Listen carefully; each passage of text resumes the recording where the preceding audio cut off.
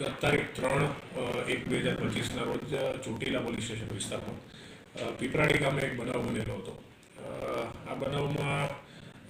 જે મરણ જનાર જે વ્યક્તિ છે વિપુલભાઈ વિનાભાઈ સાકરિયા પોતે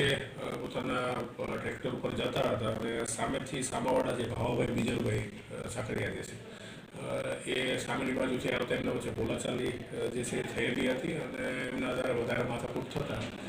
ભાવાભાઈના ઘરના અન્ય સભ્યો અને એમના સગા એમાં સુરેશભાઈ ભાવાભાઈ સાકરિયા એમનો જે દીકરો છે એ શાંતુબેન ભાવાભાઈ એમના વાઇફ છે, થોબણભાઈ મેરાભાઈ અને લાલાભાઈ નારણભાઈ આ તમામ આવી અને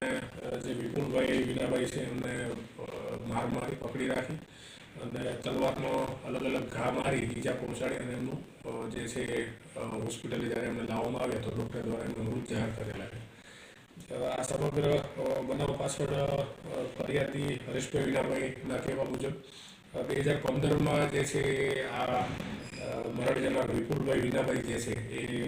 ભાવાભાઈ બીજલભાઈની છોકરી એને પોતે ભગાડીને લઈ ગયેલા હતા અને એની સાથે મરણ જનારની સામે પોક્સો વિરુદ્ધનો ગુનો પણ દાખલ થયેલો છે. આ પોક્સો મુજબનો જે ગુનો દાખલ થયેલો છે એ ગુનાના કામે વિપુલભાઈને સજા પણ થયેલી હતી અને તાજેતરમાં જ તેઓ જે છે એ સજા ભોગવીને છૂટેલા હતા. તો આ વાતનું બંદૂક રાખી અને આ કામના આરોપીઓએ તેમની ઉપર આ રીતે હુમલો કરીને એમનું મૃત્યુ નિપજાવેલું છે. આ બનાવના અનુસંધાને ચોટીલા પોલીસ સ્ટેશનમાં BNSની કલમ 103, 189, 190, 151, 351, 352, 115 અને GP એક્ટ